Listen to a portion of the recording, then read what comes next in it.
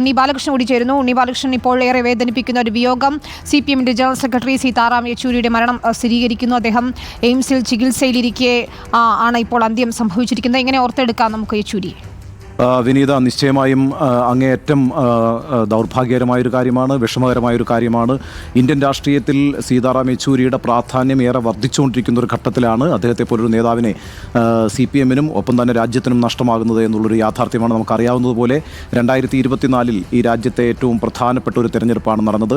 ആ തെരഞ്ഞെടുപ്പ് ഘട്ടത്തിൽ രാജ്യത്ത് BJP-ക്കെതിരായിട്ട് ഒരു ബദൽ ശക്തിയെ രൂപപ്പെടുത്തുന്നതിൽ സീതാറാം യെച്ചൂരി എടുത്തിട്ടുള്ള മുൻകൈ എന്ന് പറയുന്നത് ചെറുതായിരുന്നില്ല. ഇന്ത്യ മുന്നണി പോലൊരു സഖ്യത്തെ ഉണ്ടാക്കുന്നതിന് നേതൃത്വപരമായ പങ്കുവഹിച്ചയാളാണ് സീതാറാം യെച്ചൂരി. നിശ്ചയമായും വരും വർഷങ്ങളിൽ ഇന്ത്യൻ രാഷ്ട്രീയം എങ്ങനെ ചലിക്കണം എന്ന് തീരുമാനിക്കുന്നതിൽ നിർണായകമായ പങ്കുവഹിക്കും എന്ന് നമ്മളെല്ലാം പ്രതീക്ഷിച്ചിരുന്ന, ശ്രദ്ധയോട് ഉറ്റുനോക്കിയിരുന്ന ഒരു നേതാവാണ് സീതാറാം യെച്ചൂരി എന്ന കാര്യത്തിൽ സംശയമില്ല. അതുപോലെ തന്നെ CPM-ന്റെ രാഷ്ട്രീയത്തിലും ദേശീയ തലത്തിൽ ഏറ്റവും ശ്രദ്ധേയനായ നേതാവ് സീതാറാം യെച്ചൂരി തന്നെയായിരുന്നു. ഒരുപക്ഷെ ഹർകിഷൻ സിംഗ് സുർജിത്തിന് ശേഷം രാജ്യം വളരെ ശ്രദ്ധയോടുകൂടി നോക്കിയ CPM ജനറൽ സെക്രട്ടറി സീതാറാം യെച്ചൂരിയാണ് എന്ന കാര്യത്തിൽ എനിക്കൊരു സംശയവുമില്ല. കഴിഞ്ഞ 25 വർഷമായി അദ്ദേഹത്തിൻ്റെ രാഷ്ട്രീയത്തെ പിന്തുടരുന്ന, അദ്ദേഹത്തിൻ്റെ രാഷ്ട്രീയത്തെ ശ്രദ്ധയോടെ നിരീക്ഷിക്കുന്ന ഒരാളാണ് ഞാൻ. 1998 മാധ്യമപ്രവർത്തകൻ എന്ന നിലയ്ക്ക് ഞാൻ ഡൽഹിയിലെത്തുന്നത്. അന്നു മുതൽ എനിക്ക് തോന്നുന്നു കഴിഞ്ഞ 25 വർഷമായിട്ട് സീതാറാം യെച്ചൂരിയുമായി പല ഘട്ടങ്ങളിൽ ബന്ധപ്പെടാനുള്ള, സംസാരിക്കാനുള്ള അവസരമൊക്കെ എനിക്ക് ലഭിച്ചിട്ടുണ്ട്. ഈ ഏറ്റവും ഒടുവിൽ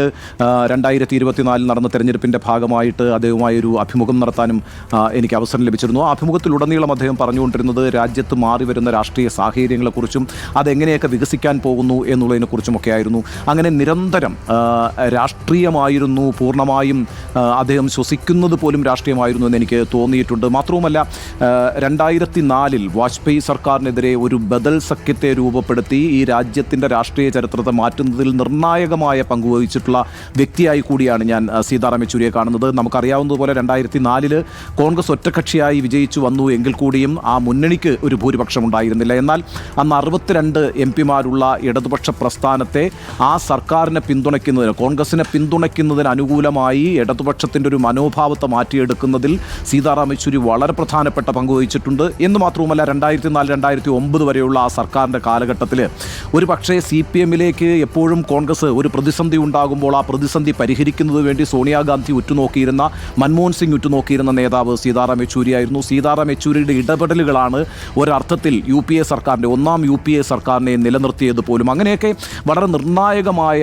രാഷ്ട്രീയ റോള് വഹിച്ചിട്ടുള്ള ഒരു നേതാവ് തന്നെയാണ് സീതാറാം യെച്ചൂരി. ഒപ്പം തന്നെ നമുക്കറിയുന്ന പോലെ CPM-ന്റെ രാഷ്ട്രീയത്തിലും യെച്ചൂരിയുടെ ഒരു യെച്ചൂരി ഇഫക്റ്റ് ഉണ്ടായിരുന്നു എന്ന് നമുക്ക് പറയാം. കാരണം ഈ വലിയ സൈദ്ധാന്തിക ദുശാഠ്യങ്ങൾക്കപ്പുറത്ത് രാജ്യത്ത് നിലവിലുള്ള രാഷ്ട്രീയ സാഹചര്യങ്ങളെ ബോധ്യപ്പെട്ടുകൊണ്ട് ആ രാഷ്ട്രീയ സാഹചര്യങ്ങളിലെ മുഖ്യശത്രു ആരാണ് എന്ന് കണ്ടെത്തുകയും ആ മുഖ്യശത്രുവിനെതിരായിട്ടുള്ള ബദൽ രാഷ്ട്രീയം തീരുമാനിക്കുകയും ബദൽ രാഷ്ട്രീയം കെട്ടിപ്പടുക്കുകയും ഒക്കെ ചെയ്യുന്നതിൽ സീതാറാം യെച്ചൂരി വലിയ പങ്കാണ് വഹിച്ചിട്ടുള്ളത്. നമുക്കറിയാമല്ലോ, CPM പോലൊരു പ്രസ്ഥാനത്തിന് ഒരു കാരണവശാലും യോജിക്കാൻ കഴിയാത്ത, പിന്തുണയ്ക്കാൻ കഴിയാത്തൊരു രാഷ്ട്രീയ പ്രസ്ഥാനമാണ് കോൺഗ്രസ്. പക്ഷേ 2004 കോൺഗ്രസിൻ്റെ സർക്കാർ അധികാരത്തിൽ വരുന്നതിൽ വലിയൊരു റോളാണ് ഇടതുപക്ഷ പാർട്ടികൾ, പ്രത്യേകിച്ച് CPM എടുത്തത്.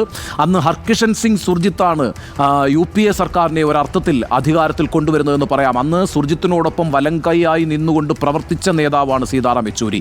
അന്ന് സീതാറാം യെച്ചൂരിക്കും സുർജിത്തിനുമൊക്കെ എതിരായിട്ട് വിവിധ അഭിപ്രായങ്ങൾ പാർട്ടിക്കകത്ത് തന്നെ ഉണ്ടായിരുന്നു. കോൺഗ്രസിനെ പോലൊരു രാഷ്ട്രീയ പ്രസ്ഥാനത്തെ പിന്തുണയ്ക്കേണ്ടതുണ്ടോ എന്ന ആശയക്കുഴപ്പം കമ്മ്യൂണിസ്റ്റ് പാർട്ടികളിൽ ഉണ്ടായിരുന്ന സമയത്ത് ഇന്നിപ്പോൾ പ്രധാനപ്പെട്ട ശത്രു BJP-യാണ്. BJP-യെ അധികാരത്തിൽ തുടരാനും അനുവദിക്കരുത് എന്നൊരു രാഷ്ട്രീയ നിലപാടെടുത്തുകൊണ്ട് അന്ന് ഇടതുപക്ഷം പുറത്തു നിന്നുകൊണ്ടാണ് UPA സർക്കാരിനെ പിന്തുണച്ചത് നമുക്കറിയാം. അതുമാത്രവുമല്ലല്ലോ, അന്നത്തെ ആ സർക്കാരിൻ്റെ കാലത്ത് ലോക്സഭാ സ്പീക്കറായിട്ട് സോമനാഥ് ചാറ്റർജിയെ തീരുമാനിക്കുന്നതിനകത്ത് യെച്ചൂരി അടക്കമുള്ള വിഭാഗത്തിന് വലിയ റോളുണ്ട്. അങ്ങനെയൊക്കെ ഇന്ത്യൻ രാഷ്ട്രീയം ഏത് ദിശയിലേക്ക് സഞ്ചരിക്കണം എന്നതിനെ സംബന്ധിച്ച് വ്യക്തമായ കാഴ്ചപ്പാടുണ്ടായിരുന്ന ഒരു രാഷ്ട്രീയ നേതാവിനെയാണ് സീതാറാം യെച്ചൂരിയിലൂടെ നഷ്ടമായിരിക്കുന്നത്. അതും ഇന്ത്യൻ രാഷ്ട്രീയം വളരെ സങ്കീർണമായൊരു സാഹചര്യത്തിലൂടെ കടന്നു പോകുമ്പോൾ നമുക്ക് യെച്ചൂരിയെ പോലെ ഒരു നേതാവിനെ നഷ്ടപ്പെടുന്നു എന്ന് പറഞ്ഞാൽ അങ്ങേയറ്റം ദൗർഭാഗ്യകരവും ദുഃഖകരവുമാണ്.